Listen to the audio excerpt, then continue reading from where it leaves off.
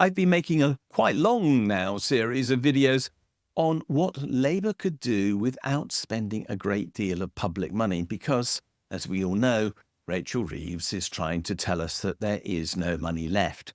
I don't agree with her, but within that constraint there are still lots of things that Labour can do that so far we've heard nothing about.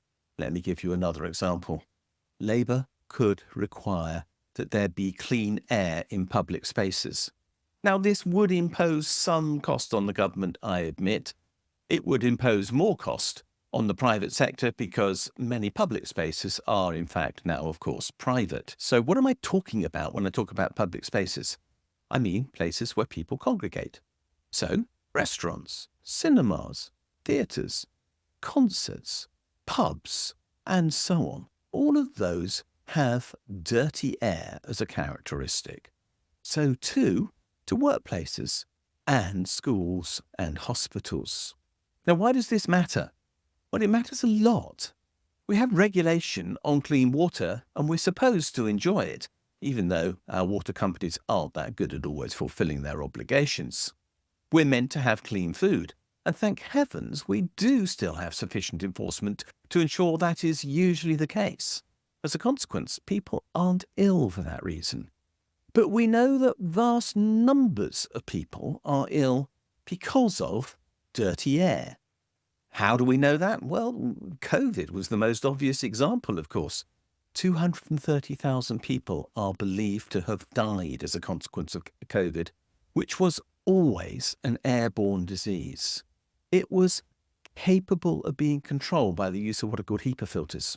If only those quite cheap units had been put into public spaces, the number of people who would have died would have fallen considerably.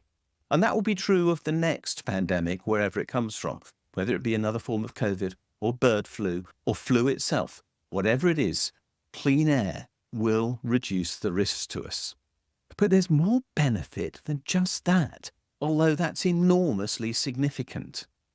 The other benefit is that there's a massive increase in productivity, particularly in the workplace and in schools if people work in clean air. It's been estimated that if you had clean air, simply using these filters, in schools, then you would increase the amount of effective learning time by more than 10% per week. You could either cut down the length of the term, or you could send children through the school process quicker, or they could just learn a lot more because they can concentrate when the air is not full of carbon dioxide, which these filters reduce as well. We all know the phenomenon of being, sluggish after lunch.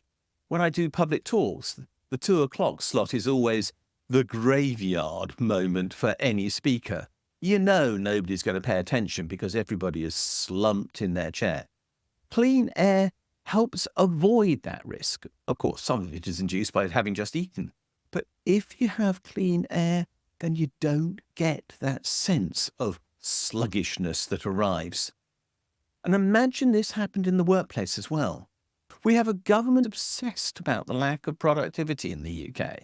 Clean air could by itself be the biggest contributor to the increase in productivity in the workplace in this country, massively increasing our gross domestic product as a consequence. And people would feel better as well. But let me be clear.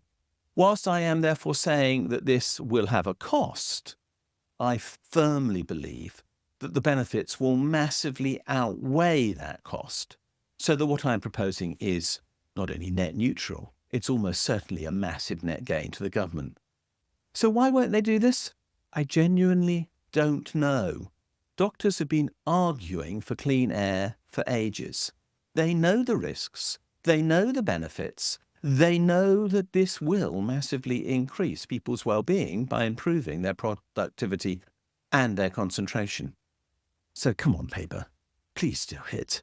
You could do it quickly, and you could massively change the way in which our whole society works.